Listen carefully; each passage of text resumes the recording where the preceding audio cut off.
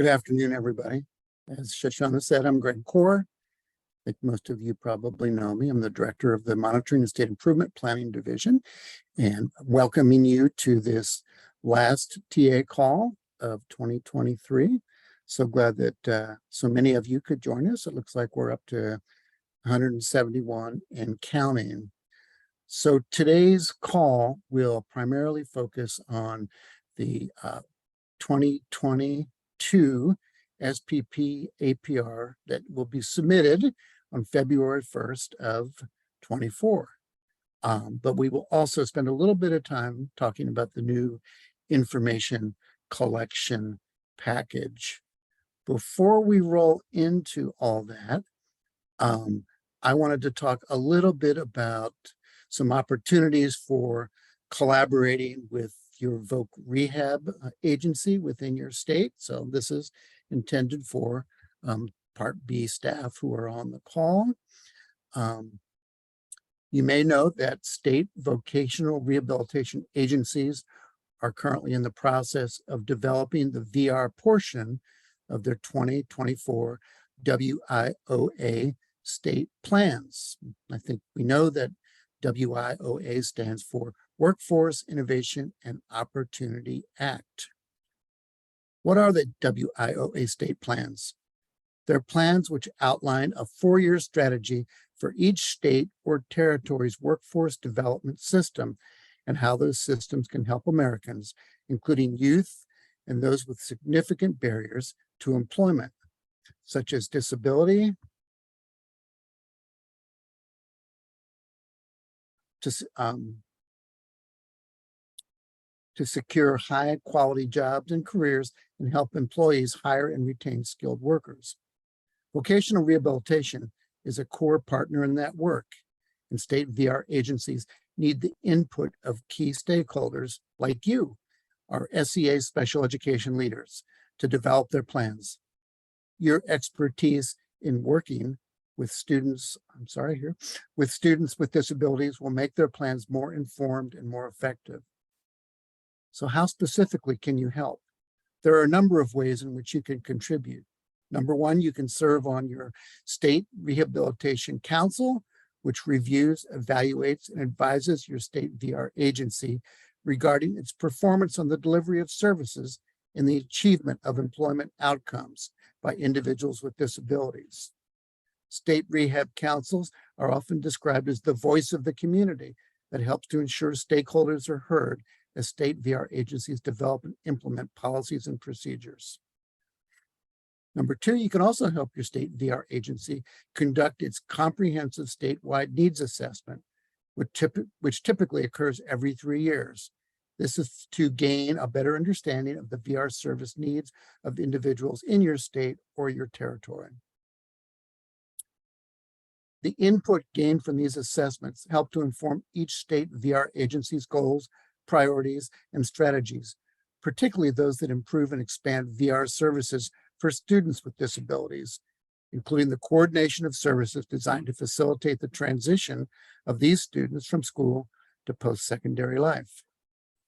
You could also work with your state VR agency to help ensure your professional development efforts are synced up and aligned, particularly around preparing educators to work with transition age youth. And then finally, there is a formal SEA VR interagency agreement that you are probably aware of already. IDEA requires that SEAs and VR agencies plan and coordinate transition services for students who receive special education services. Similarly, the Rehabilitation Act, which is part of WIOA, requires state VR agencies to enter into formal interagency agreements with SEAs, describing how the entities will collaboratively plan and coordinate transition services. Many of you are already closely collaborating with your state VR agency colleagues and are plugged into this work, which is great. Please keep up the good work. If you are not, now is a great time to get involved as our state VR colleagues develop their 2024 plans. RSA, Rehabilitation Services Administration, here in Washington, keeps on its website a list of state VR agencies and directors. You can find that at I don't like reading URLs over a call, but I will do that anyway. You can find it at rsa.ed.gov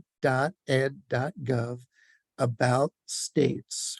That may be on the slide there.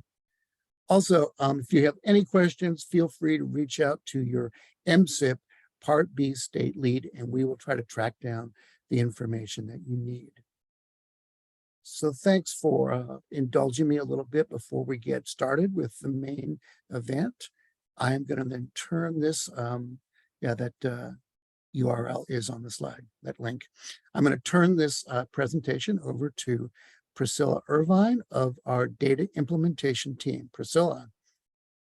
Thank you so much, Greg. Hello, everyone. Good afternoon to many of you, and good morning to those colleagues on the Pacific. We are so happy to have you here today. And as you see the agenda on your screen, we did not come to bore you. Greg started with exciting director's updates. I will be talking briefly about the Strategic Planning for Continued Recovery Initiative, and then turning it over to Sharon Loza for the main event to talk about general SPP APR reminders and the 2024 submission, which is due on April 1st. And February, Priscilla, you're trying to give folks a holiday present, aren't you? Dear God, before the chat blows up. You know what? Let me just stick to my own talking points. How about that? February 1st, 2024. So this past summer, the Department of Education partnered with the National Comprehensive Center to support SEAs who are working towards financial sustainability through the Strategic Planning for Continued Recovery Initiative. So as the timeline for the use of COVID recovery funding comes to a close, there's an ongoing need for SEAs and LEAs to prioritize those investments that have shown promise towards improving outcomes, especially for infants, toddlers, and students who need the most supports. So through the Strategic Planning for Continued Recovery Initiative and the National Comprehensive Center, is offering universal webinars and resource portfolios, as well as individualized supports and targeted supports. The 6 strategies listed on this slide will anchor the initiative. Each of the universal webinars is accompanied by a resource portfolio for on-demand use, as well as a template to apply what you learn to your planning. So while there are many levers an SEA can use to support LEAs, 5 will be identified across the resource portfolio and include grant making, policy, monitoring, technical assistance, and partnerships. So since the majority of COVID recovery funds are allocated to LEAs, Strategic Planning for Continued Recovery has a heavy focus on supports that SEAs can provide to their LEAs to support sustainability of their investments. We encourage states with unitary status to apply the strategies and resources indicated for LEAs to the appropriate context within their SEA. And of course, all SEAs are encouraged to adapt the materials that are made available to your system's needs. Oops, went too far. In addition to the universal webinars and aligned resource portfolios, there are other supports. They include individual team consultations that follow each webinar, individual team coaching with finance experts, and targeted opportunities for SEA teams to engage in cross-SEA collaboration. Beginning in August of this year, Chief State School Officers received emails from Adam Schott, who is the Deputy Assistant Secretary for Policy and Programs. They received emails with information about the Strategic Planning for Continued Recovery effort and a link to sign up a team from each state. To date, 20 states have established teams. If you want to see if your state is one of them, please see the attachment in the chat. If you're interested, please check the attachment and see if your state has already established a team. If your state has, you should be able to contact your chief state school officer or someone at the National Comprehensive Center to be directed to an appropriate contact within your state to join that team. If your state is not listed, Please work within your SEA to create a team and contact the National Comprehensive Center for next steps.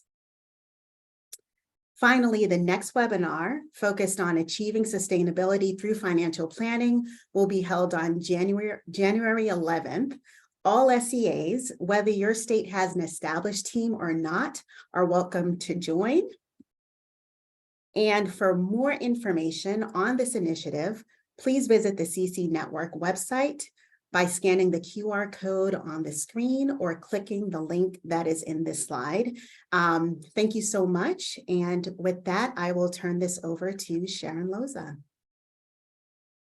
Thank you so much, Priscilla, and thanks for that wonderful overview. So I'm going to move us ahead to launch into the SPP APR, and we're going to start with just general reminders. So firstly, we'd like to share some announcements regarding where states will find your SPP APR materials and resources.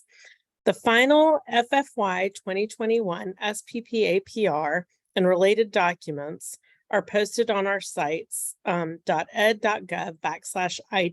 website.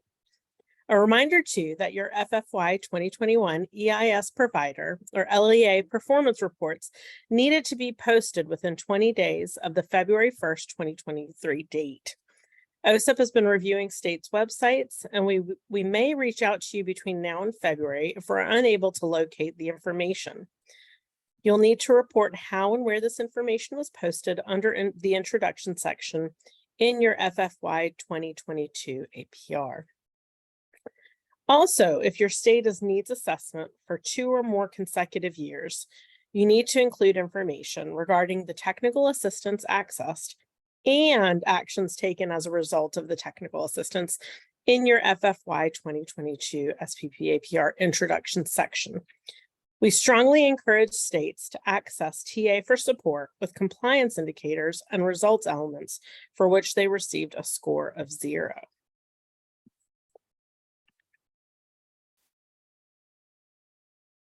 Oh, did I go too far? So sorry about that. Okay, so the SPP APR package for 2022 has been released and includes the measurement table, SPP APR memo, and instructions for reporting for your February 1st, 2024 submission. With your 2024 submission, the entire SPP APR, inclusive of C11 and B17, or your OSEP, as we lovingly refer to it, will be due on February 1st. As you recall, we used to have 2 separate dates, but now we have the one, and they will both be due February 1st. PSC sent out the FFY 2022 template to assist with collecting the information for the SPP APR. The template mirrors the FFY 2022 measurement table. OSEP will be reviewing indicators B17 and C11 along with all other SPP indicators. If questions or concerns are identified, states will be notified in OSEP's response, and it'll be addressed during the state's clarification call. Additionally, states will have the opportunity to discuss OSEP's response and required actions as applicable during their determinations call. You can find all of these documents on the site that you see here on the slide. So looking ahead, what's new in 2024?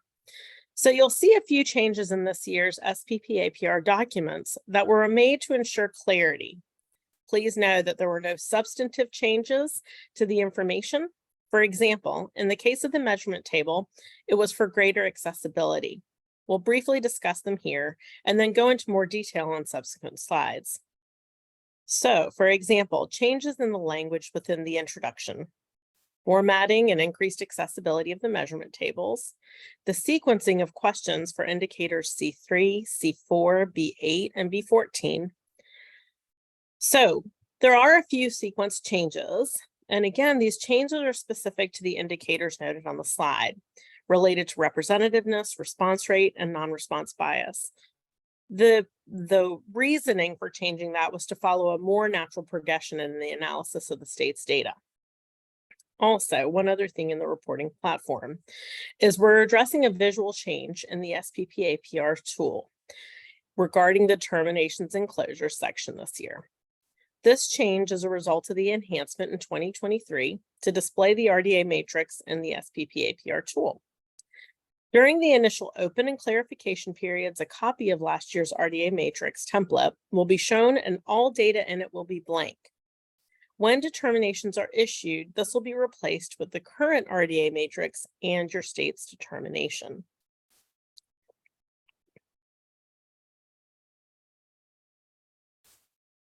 So, as we mentioned, we've made some changes to the format of the measurement tables in order to increase the accessibility of the SPP-APR documents. The new format doesn't change any content. And I'm hoping that it will work here. So, there we go. So the new format doesn't change any content. We have a snapshot of it here that shows the reduction in the amount of blank space on pages when an indicator spans multiple pages, while also increasing the readability. By reducing the number of columns displayed in the previous measurement table, screen readers more effectively follow the correct and logical sequence of the content.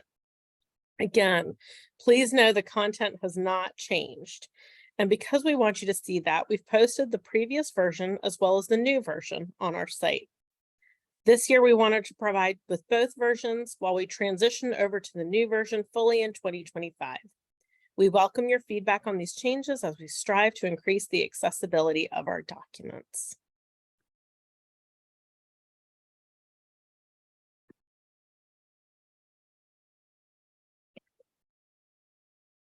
So now we're going to move into talking about some cross-cutting requirements, meaning requirements that span both B and C. So we're going to start with general supervision. As you know, on July 24th, 2023, the department issued the state general supervision responsibilities under IDEA Parts B and C of the IDEA, also known as OSEP QA 23-01. In that document, we consolidated and clarified states' responsibilities in the implementation of a reasonably designed general supervision system, including clarifying relevant reporting requirements in the SPP-APR. The FFY 2020 SPP-APR instructions require states to provide a description of their reasonably designed general supervision system.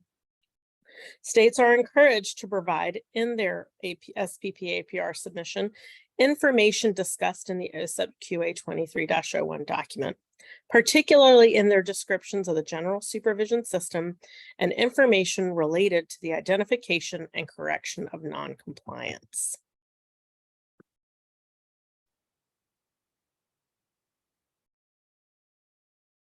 So, another cross-cutting theme is around broad stakeholder engagement.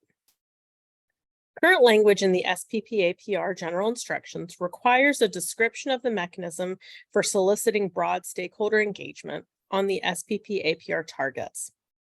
Targets for the FFY 2020 to 2025 package were required last year. As we've heard many states comment that they expect targets may need adjustment as we emerge from the pandemic, please keep in mind anytime you revise targets that decisions should be based in the stakeholder engagement process. We would expect that stakeholders are continuously engaged and included in discussions related not only to target setting, but ongoing implementation. Also, as you all know, stakeholder engagement is a required part of ongoing OSEP implementation activities and must be reported each year. The SPP-APR general instructions outlines the basic requirements for broad stakeholder engagement, which include reporting on the number of diverse parents included in any stakeholder group and how they were engaged in the process of setting targets, analyzing data, developing improvement strategies, and evaluation measures. What you did to increase the capacity of stakeholders to meaningfully participate in those processes, and the mechanisms to solicit the input and then report back to the public the results of those activities.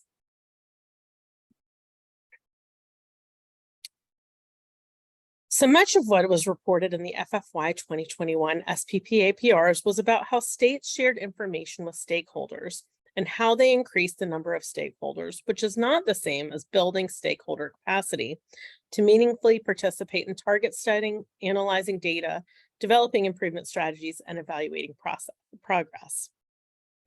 Minimally, states are required to address each component outlined in the instructions specifically when setting or revising targets and as it relates to the implementation of OSEP. However, best practices to demonstrate meaningful engagement and inclusion with a diverse group of stakeholders, with descriptions of how information was both shared out and gathered in for feedback. Keeping in mind that families are the most important stakeholders who drive our work, states are expected to engage stakeholders more intentionally throughout the process, rather than just when setting targets, thereby actively engaging stakeholders over the life of the state performance plan. Further, the expectation is that each state report on the extent to which the diverse stakeholder groups supported the lead agency in the development and implementation of activities. States should also consider using various methods within each single stakeholder engagement opportunity to allow for different adult learning style engagements, as well as different data style input. For example, using breakout rooms for stakeholders who want to talk or brainstorm, while others may be engaged in data analyzation with the facilitator, or while others are doing self-reflection with cameras off. And these are just to provide some examples, definitely not the whole exhaustive list. And before I started, I meant to say that Christine Pilgrim and I are going to be tag teaming this presentation. So I'm going to go ahead and hand off the presentation to her to continue to talk about our other cross-cutting requirements. Christine? Thank you so much, Sharon. And thanks, Shoshana, for being very intuitive and switching the slides for me. I am, while I get set up, going to answer one question that came in the Q&A. I'll do it live because I can't type and then present at the same time. So we have a question about text limits and if they're going to be increased to accommodate additional areas. The example given is within the introduction and updating any text boxes to reflect any additional information that states might want to include, tied to OSEP Memo 2301. Our narrative text boxes still have that 8,000 character limit. I think we believe we're in a good place with how many text boxes we have, but as you are preparing your submissions and when the system opens, I'm really looking forward to that continued feedback that I know that y'all are never shy about giving me if you feel that there's some places where you need some additional narrative boxes. So thanks for the question. All right, so moving back to some of the other reminders and requirements that we want you to attend to as you prepare your SPP APR for submission on February 1 of 2024. Please make sure that you check your final FFY 2021 APR, so the one that you submitted to us this year, for any required actions that are noted. Look at the language in OSEP response as well as the required action section to make sure that you're being responsive to anything OSEP is asking you to do in next February's submission. Also a reminder about the compliance indicators, 2 of them, which are not new, but bears repeating each year. The first one is when you're calculating your data for your FFY 2022 SPP APR. So let's say Part C, timely provision of services. I'll use a C example. The data that you're calculating for your FFY 2022 timely provision of services should only include data it should only reflect data that represents the level of compliance prior to you having any opportunity for clarification for your local programs. I think a few years ago, we had some instances where states were reporting data to us within compliance indicators that actually reflected data that had been already corrected. And we just want to remind you that it should represent the actual level of compliance prior to any opportunity to correct non-compliance. The second reminder, not new at all, is that if you reported less than 100% in a compliance indicator last year for the previous reporting period, that in this coming submission, if you did not identify any findings of non-compliance, you need to provide OSEP with an explanation of why you did not identify any findings of noncompliance. That's not a new requirement, been in place for a few years, but sometimes that's a pretty typical mistake in terms of states forgetting to include that piece. Next slide, Shoshana. In terms of the correction of noncompliance and when you are reporting in your APR and how you verified correction, just want to remind you that in our analysis for next year's submission, we're going to be looking to make sure that the state has made very clear to us a few things. One, don't cut and paste language from previous years because what we're looking for is exactly the actions you took, what you did to verify correction of noncompliance identified in that specific year. We want to be very clear, no doubt in our mind, that you looked at updated data or subsequent data, and that based on your review of that updated or subsequent data, that the local program has no noncompliance or has achieved 100% compliance. So remember, looking for a description of what you actually did to verify correction. One, it has to be very clear to us that you looked at subsequent or updated data, and based on the review of that subsequent or updated data, you can say that the local program is 100% compliant. Also, we're looking for you to convey that in demonstrating that you have corrected individual noncompliance, that you're explicitly saying that it's been corrected for each individual case of noncompliance, although late, unless the child has left the jurisdiction of the local program. So just some reminders there. Next slide. In terms of sampling plans, we continue to review the sampling plans that were submitted with last year's APR. Many of you have already received feedback on those sampling plans. If you have, please make sure you address that feedback and resubmit your revisions prior to your SPP APR submission on February 1. If you have not received any feedback from us, please continue as you've outlined in your plan until such time as you hear from us and we provide approval.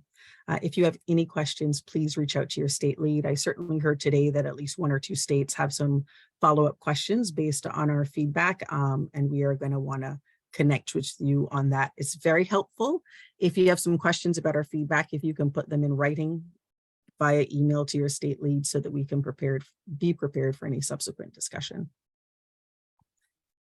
Next slide, Shoshana. I'm going to try to move at a pretty decent clip because I recognize we have 15 slides to go and not that much time.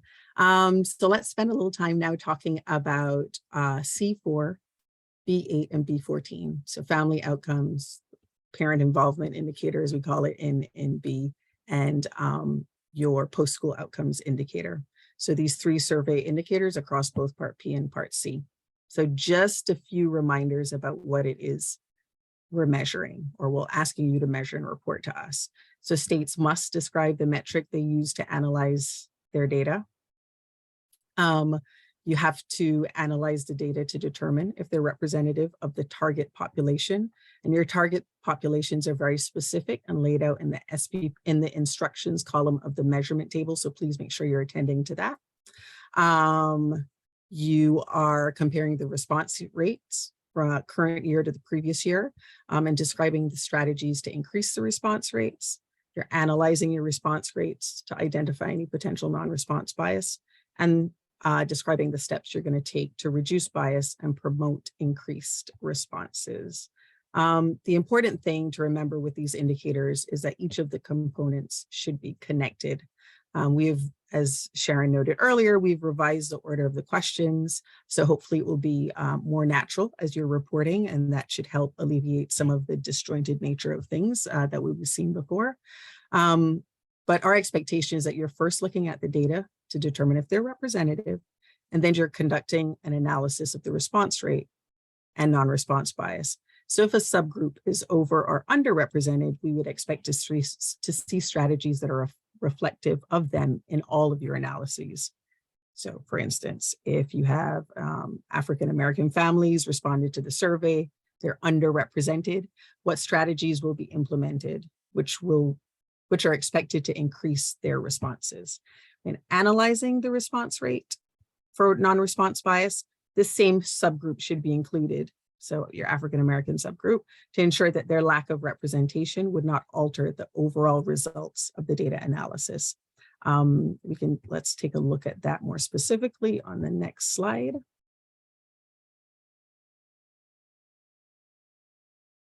As I mentioned, you're going to want to attend to the instructions under C4, B8, and B14 regarding representativeness of the response data. If you tell us that reporting, that you report to us that you send your surveys out to all parents or all leavers in the case of B14, or that your survey was sent to a representative sample, that does not meet the requirement. Remember, we're looking at representativeness of the response data. Also, please note that the requirement is not to report on the extent to which the response data are representative of demographics in the state. We have at least a handful of states each year that make this mistake, and then we aren't able, then we call into question the data. Remember, you're attending to your target population. So in the example of B14, post-school outcomes, that target population is you're looking at the extent to which the response data are representative of the demographics of youth who are no longer in secondary school and had IEPs in effect at the time they left school. That is very different from the demographics in your state. So you're really going to want to make sure that your language, that you're looking at the instructions in the measurement table to ensure that what you're talking about is actually the target population that is relevant to that indicator. Lastly, a bit more clarification regarding non-response bias. I know this gets very complicated, complex, but luckily our TA centers have been doing great work in this space, and they're a solid resource for you as you're planning your submission.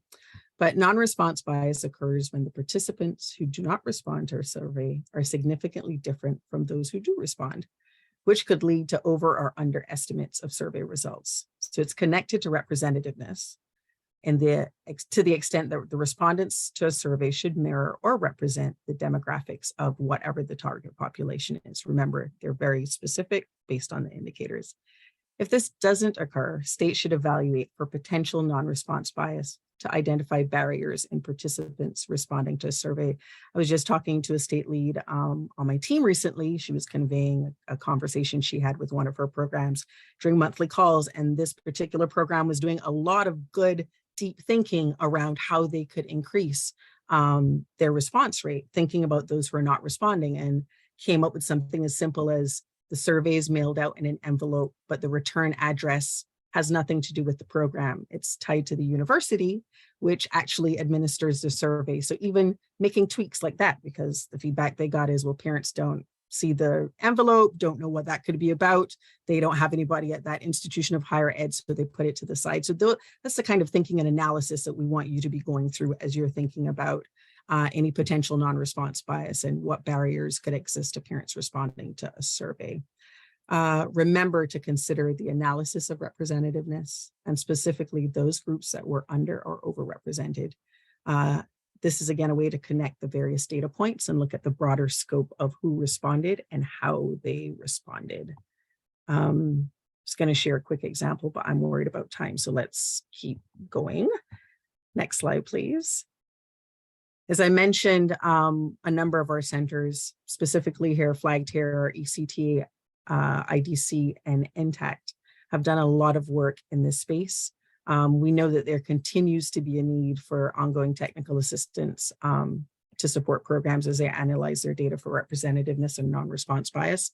Here are some of the resources, but we highly recommend that you reach out to your TA providers for support in identifying accurate reporting and analysis, as well as strategies to improve whatever area you need to attend to. The IDC non-response bias analysis app is probably the most recent one, I believe, of this list. Like I said, linked here, but work with your TA centers to ensure you're getting adequate support in this space. Moving along to the OSEP. Next slide. So again, OSEP reporting indicators C11 and B17 are fully a part of the APR platform, the APR reporting platform. I think Priscilla, when she said April a little while ago, she's going to want me to stop talking about this. That's like a remnant of when you guys used to submit the OSEP at a different time than the other indicators, but we're all on track now for those February 1 submissions. Look at the template that's posted on the community of practice site that AEM has. That lists out the specific reporting requirements as well as in the measurement table. The 4 sections continue to be those that are listed on the slide: data analysis, implementation analysis and evaluation, stakeholder engagement, and additional implementation activities. I want to remind you that if there are OSEP specific stakeholder engagement activities, whether those be general in scope or in reference to target setting, not included in the introduction. If you didn't include it in the introduction, it will need to be added here. Both places is really your best bet. So don't forget to talk about your OSEP stakeholder engagement under the OSEP as well. As you know, for us to be in compliance with the Evidence Act, all of the data submitted to the department has to be in a machine readable format in a secure system, et cetera.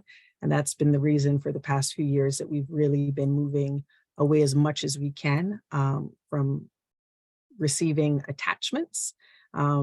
Limited capacity for that, but as I said, we really want to be in compliance with the Evidence Act. So we encourage you to provide links in your narrative, especially to your current theory of action, evaluation plan, or any other documents that you may have attached in the past. So if you could include links to those documents instead of attaching them, that would be wonderful, so you can help us to be in compliance.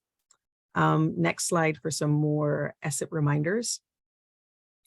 Based on our review of the FFY 2021 submission, so those would be the ones that came in on February 1 of this year, just a few things we want to remind you about, want you to pay attention to as you prepare for next year's submission. Everyone has a different SIMR, and the system does not pre-fill any information from a previous year in terms of your descriptions of what your numerator and your denominator represent. So you need to edit those fields each time so that OSEP is aware of what you're measuring. What does the number you have indicated in a numerator or a denominator represent? So have to make sure that you write in those descriptions so we know what you're measuring. Please, again, provide a working link to the theory of action. Even if it's not changed, we need that working link. In section B, just a reminder that there are several components that need to be described for each infrastructure component and evidence-based practice lists. We need this information for each one. So just make sure you address each one, because sometimes that does not occur, and then we have to provide language and clarification to get that additional qualitative data. I'd mentioned the stakeholder engagement, the OSEP specific stuff, et cetera, before. So some of those are, I mentioned when we were on the previous slide. If you are changing your SIMR, so next slide, Shoshana, if you're not there. If you're changing your SIMR, you have to establish new baseline and targets. You're going to need to provide details about the system analysis, data analysis, stakeholder engagement activities that you conducted that led to your decision to change. Additionally, your states are going to need to report on the infrastructure improvement activities or coherent improvement activities from your previous OSEP activities that you're going to leverage to improve the new result area that you have chosen as your SIMR. States that choose to change the SIMR and develop a new OSEP must submit a new or revised theory of action, as you did in phase 1, as well as a new or revised evaluation plan, as you did in phase 2 of the OSEP. Although you do not have to get sort of pre-approval from OSEP to change your SIMR, we highly encourage you to discuss potential changes to your OSEP with your OSEP state lead, work with your TA providers, and reach out to us if you have any questions or concerns about what you're looking at submitting to us in February. If we have concerns about your change in SIMR, it's going to be documented in our OSEP response. So you get that after your initial submission for clarification. And we'll be talking to you about it during the clarification period. But once again, please work with your TA providers regarding your ongoing OSEP implementation, but especially if you're thinking about changing your SIMR. Next slide has a number of TA Center supports on the slide and resources. So whether or not, well, whether, it's not whether or not, grammar mistake, sorry guys. So if you are considering changing your SIMR and or your OSEP, make sure, talk to your state lead, pull in your TA Center so that they can make sure that they support you, as well as I know that they do, so that you have a strong submission come February. Next slide. I think this is my last one before I turn it back over to Sharon, and then she'll kick it back to me, but a reminder about the child outcomes indicators. So thinking about C3 and B7. For C3, so specific to C3, states are required to report all the children that exited the program during the reporting period, unless the state has an OSEP approved sampling plan. So if children are excluded from the denominator for any reason, you should be including that exclusionary criteria in the additional information section within the narrative for the indicator. Applicable to both C3 and B7. If your summary statement denominators are not all the same and or the total number of children assessed is different from your summary statement 2 denominators, please provide the information in your narrative. I mean, ultimately what this bullet is getting at is we really want to understand your data, and when there's an internal inconsistency with summary statement 2 denominators across the indicator or the number of children assessed when looking at your denominators, it calls into question for us exactly what is happening with the data. So you being able to explain that to us is very important, so we can get an accurate picture of what is happening with kids in your state. And with that, I'm going to kick it to Sharon for a quick minute, and then I think it comes back to me. Yes, it really will be a quick minute. Thanks for all that, Christine. So I'm just going to take my quick minute to share one important new requirement for Part C this year. We discussed it last year, but this is just a reminder for all of you as we go into 2024. So with your 2024 submission, Part C must report on race and ethnicity in its state's analysis of C4 family outcomes. In addition, states must report at least one other demographic category from the list you see here on the slide provided. Within the list, please draw your attention to the option to include a demographic category approved through your stakeholder input process and engagement process. This really builds on the foundational principle of IDA to enhance capacity of all parents to meaningfully participate in decision-making regarding their infants and toddlers with disabilities. We know that research and experience have demonstrated that decisions regarding infants and toddlers with disabilities can be more effective by strengthening the role and responsibility of parents and ensuring that families of infants and toddlers with disabilities have meaningful opportunities to participate in the education of their children at school and at home. So this is just a reminder that for the 2024 submission that you will be reporting for Part C on race and ethnicity, as well as at least one other demographic category. So with that, I'm actually going to punt it right back to Christine to talk about new requirements for Part B. Thanks, Sharon.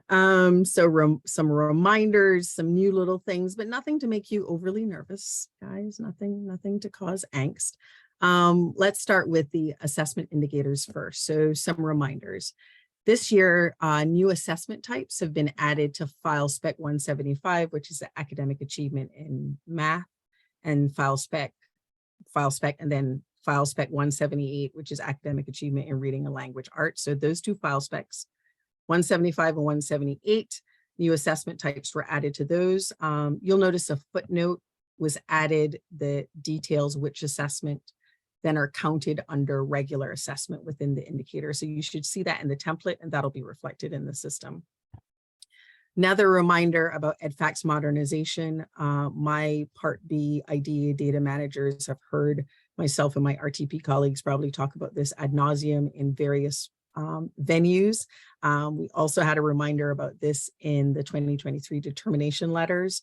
I mean, the biggest piece here is, remember, the department expects that the data are submitted are correct and ready to use as of the date of submission. So the assessment data are due on January 10th. That's when the window closes. and the assessment data will then be pre-filled in the system. You should be able to see it by January 25th. Those of you who know me know that this is causing me to sweat quite a bit, causing some sleepless nights, because I do recognize how delayed it is going to be for you guys to see these data in the system with the changes to the deadlines for the 618 data under EdFacts modernization. But, you know, just want to remind you of this. So data comes in on the 10th. You'll see it in the system on the 25th, which only gives you a few days to turn things around and get your submission in on February 1. Reminding you again, no resubmission periods in EdFacts modernization.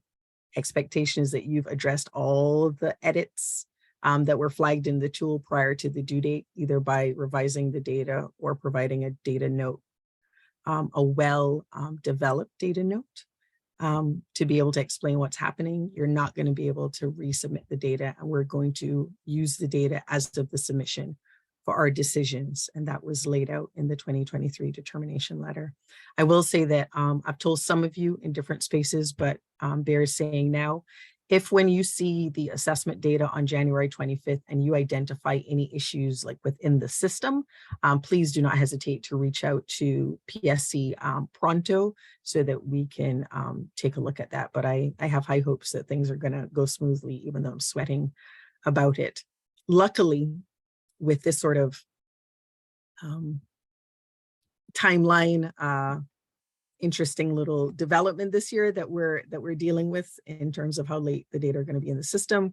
Our friends at IDC, the IDEA Data Center, released an IDEA assessment data display tool for this indicator. We took a look at it before it was released, and we think it's going to be a great help to you as you prepare your assessment data for submission through EdPass. You'll be able to see how the data would appear in the SPP APR, and you can review your current year's data. You can pull up your current year's data using EdFacts files 175, 178, and 185 and 188. But like I said, you're looking at those files for your data. You can use this IDC tool to see what it would look like in the system. The only thing the tool does not do is do slippage for you, but it doesn't, like I said, it shows you what your data would look like, and you can start thinking about how you're going to write up that narrative to talk about data in any appropriate way. Last reminder for you tied to assessment is around assessment public reporting. Not a new requirement. The assessment public reporting requirements are in 34 CFR 300.160F. But a good reminder here for you to be in compliance with those requirements, you have to provide information to the public at the same frequency and in the same detail as is reported for non-disabled children. In the SPP APR, you're giving us a link to those public reports, and it's laid out in the requirements what it is, you know, you have to be showing in these public reports, but we're looking for the number of children with disabilities participating in regular assessments, the number of those children who were provided accommodations in order to participate in those assessments, and same information, and also number of students participating in alternate assessments aligned to alternate academic achievement standards. And then in terms of performance, we're looking at the performance of children with disabilities on regular assessments and the alternate compared with the achievement of all children, including children with disabilities on those assessments. Very, very wordy. If you need a refresher, like I said, 300.160F lays it out what the requirements are. You're going to want to take a look at that and be working on that prior to your February 1 submission so that when OSEP is looking, certainly it's all together and right. And reach out to your OSEP state lead if you have any questions. Oh my gosh, I have 9 minutes and how many more slides? Okay, quick reminders about B4, 4A and 4B reporting responsibilities. What is on this slide is not new. I think we went through our period of a little bit of newness with this year's submission. So you know that states are required to collect and analyze data related to significant discrepancy in long-term suspensions and expulsions for children with disabilities, not new. Discipline guidance Q&A clarifies that the state chosen methodology for determining these significant discrepancies must be reasonable. That is outlined in question L6. And this information is also found in this year's SPP APR instructions, which are posted. So this is not a new requirement. And like I said, we went through the newness of it a few months ago. SPP APR reporting platform. The platform is scheduled to open on December 18th. As I've said previously, strongly encouraging you, all your data should be in the reporting platform. Need to minimize the use of attachments. No attachments really is the goal, so we can be in compliance with the Evidence Act. If you need to provide any additional information about an indicator, every indicator has an additional information text box, so that's 8,000 characters you could use there. Use it as appropriate. While I wish Santa would bring rich text for the holidays for us, as I've shared with many of you before, rich text introduces a number of security issues in the agency system. So that is not going to be a thing right now. But like I said, please keep me posted if you feel like if the number of narrative text boxes you have is not meeting your needs, and we can take a look at that moving forward. Next slide is about the determinations and closures section. So this past June, we enhanced the APR tool to display a new section, which is called Determinations and Closures. It includes 4 subsections: the RDA matrix, data rubric, dispute resolution, attachment, something that we have typically attached within the system, and how the department made determinations. Those sections are view only, do not require the state to do anything additional, so no edits, nothing you have to submit on that page. During the SPP APR initial open period, so that's, when you submit to us, all these subsections will be blank, including the data rubric and the RDA matrix. As Sharon mentioned before, the RDA matrix template that is displayed is really just a placeholder. It is the prior year's template, and it just has a 2024 date. I don't want you to assume because we flagged for you in this year's determination letters that we were still looking at whether and how we would make any changes to how we make determinations. I don't want anyone to look at the template and be like, okay, OSEP's doing the exact same thing. Like I said, it's just a placeholder, and that will be updated when we issue determinations. Once clarification opens, you'll be able to view the data rubric while the system is going to have blank cells for the RDA matrix. As I noted, when we issue determinations, you'll be able to see what's in the RDA matrix. I also wanted to share that while you can see the RDA matrix, like let's say we issue determinations and you can see a full RDA matrix, you have your data rubric, which you saw at clarification, you'll see again at determinations, the docx that you can pull down from your system. Before we publicly post those, we do suppress data according to our disclosure methodology. So just know that. And footnotes and suppressions will be in the docx. You're not going to see them in the APR tool. I don't know if there are any questions in the chat. One more thing I did want to share is I'm sure some of you are wondering about the information collection, the ICR that was out for comment for quite a bit of this year. I think the first comment period started in May, the second one ended in October, and you're wondering whether or not that's been finalized. It has. We need to do some accessibility work on all of those documents before they are posted, but look for them to be posted very early next week, but it has been finalized. And that's the information collection for your FFY 2023 submission, which would come in February 1, 2025. And I was looking to see if I had any questions. I do have one about if the timeline is going to be revised for FFY 2023. I'm not sure which timeline is being referred to, so if that individual could drop it something in the Q&A to give me a little bit more context, that would be helpful. The assessment, the due date for assessment this year is January 10th. I don't know if there are any plans to change due dates for any of the 618 submissions after this coming year.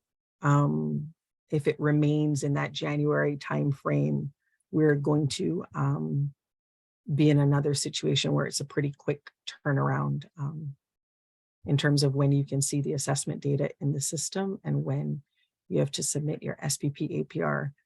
To the extent we can, we've been continuing to message how important it is for our IDEA program staff to be able to see those data before they are submitted. I know a few of you expressed to me at the OSEP Leadership and Project Directors Conference that some states have some challenges with that. In some cases, they're not able to see the data until it's in the system, but we're doing our best to message to our general education colleagues and EdFax coordinators that IDEA program staff, so IDEA data managers, Part B state directors, anybody who has some connections to those data should be seeing them because we use it to make pretty big decisions. I also have another question about if I anticipate the platform being closed for maintenance at any time during that open period between between December 18th and February 1. I am really hopeful that that is not the case. That too will make me sweat and make me nervous. But let me jot down a note to check with AEM that there's no scheduled maintenance. Sometimes it's a larger agency thing. That's where the maintenance is coming from, not necessarily something that we've initiated. But let me write myself a little note. That's a great question. Thank you.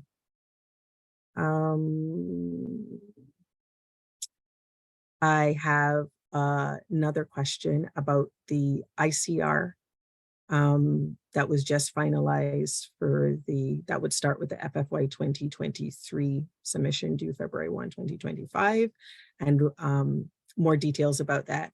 Once everything is out for the public, I know the last time we had changes to the information collection, we had a national call and talk through what those changes were. I anticipate we need to look at the schedule. We do something like that again. Now for this one, it only recently was finalized. And with holidays and whatnot, we're able to pull that together. You know, there's a question about it'll be helpful to have more details about what is new. I will say that what was finalized is mirrors what you would have seen for the second comment period. So there were no changes made after the second comment period. So it is the same, but we'll make sure to send something out to you guys on our listserv with the links to the documents when they're posted, as well as those attached to you once we fix the 508 issues we're having right now, because we aim to be accessible. And we'll look to see when we can dedicate a national TA call to the changes in the final package. Usually every Saturday. Yeah, it does. You know, funny enough, I nearly said your name. Perhaps you want to be anonymous, but we wrangle with that as well, because during our review, Saturdays in the morning till early afternoons always a problem. But I will make a note to check with them and make sure that they're communicating with all of you of any regarding any scheduled maintenance. So thank you for that.